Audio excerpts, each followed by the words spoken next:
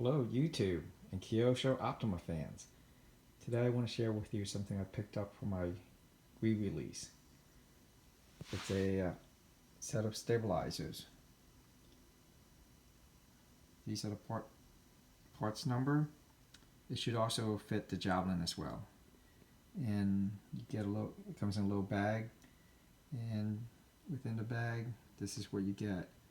A couple of balls, ball links, some nuts and bolts, and a set of instructions. The kit itself costs $26, which it's probably on the pricier side, and I wish the wires were powder coated so it'll look a little nicer, but it's just bare metal.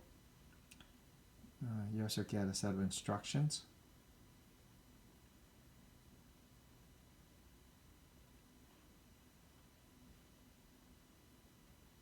Basically just snap on some ball links and screw things together.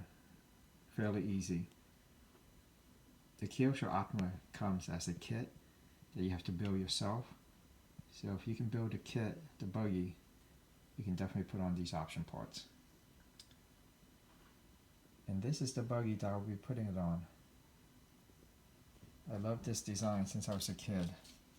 And when the re-release came out, I had to get it.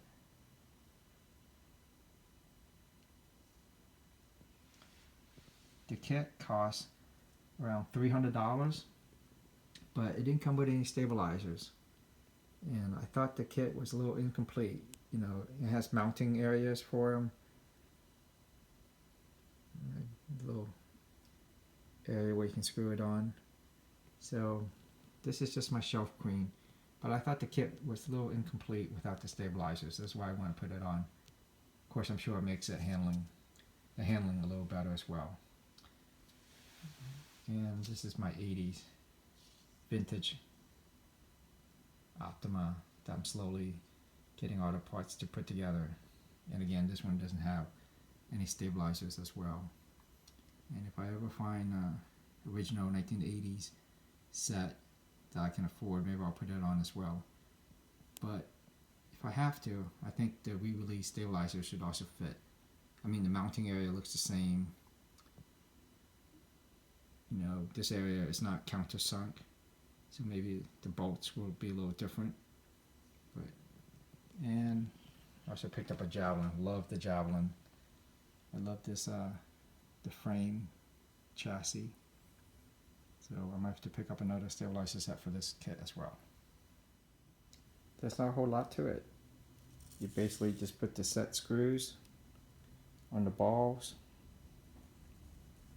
and then you attach the balls to the sway bars.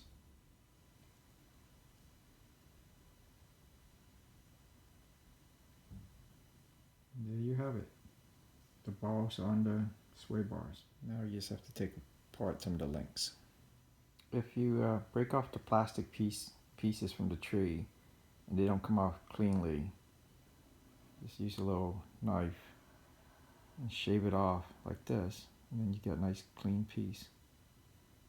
Looks much better. And after, looks much nicer.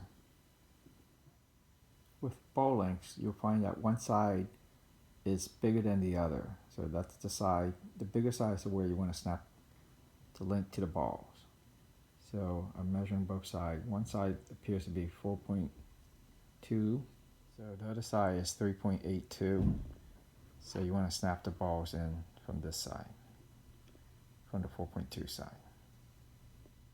A really nice tool you can use to put on links and balls are these link pliers. That's it. This is the trickiest part. You got to get that ball in, and then you have to wrench it in slowly. I think that's the biggest pain in putting on the stabilizers.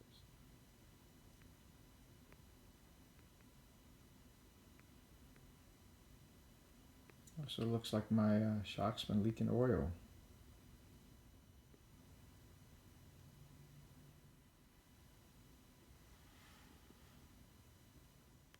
Snapping the balls on were a lot harder than I thought. I actually had to move the shocks aside so I can snap it on.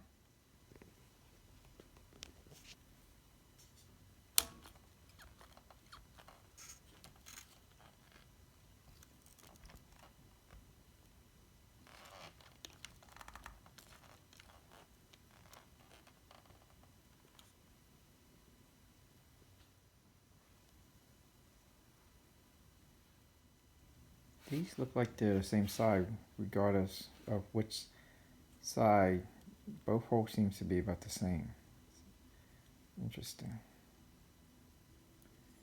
4.3, 4.3.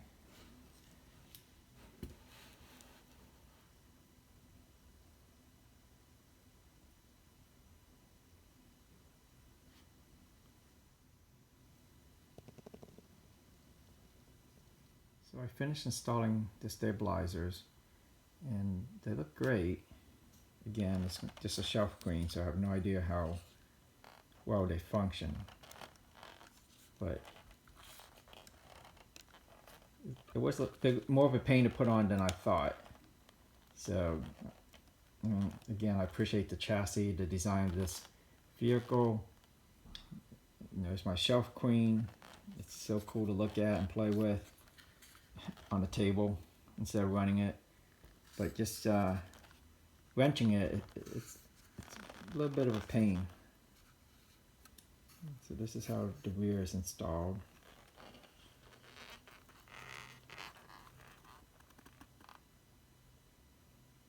Again, now I feel like the buggy is complete, All the stuff that's meant to go on it is there. Now I did notice that the sway bars hit the motor case when you go down. See that?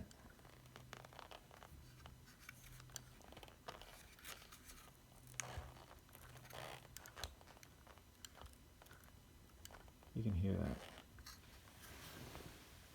I guess I could bend it out, but again, you have to bend it perfectly evenly on both sides.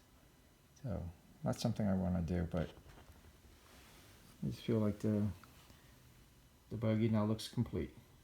Obviously I need to put a motor and other electronics on it. Thank you for watching this video. So after finishing my installation, I discovered something that's very disappointing to me. If you can see, this link has a crack in it. See that? And honestly, I did not do anything, other than was extremely careful and putting it on, even using ball link pliers and what have you.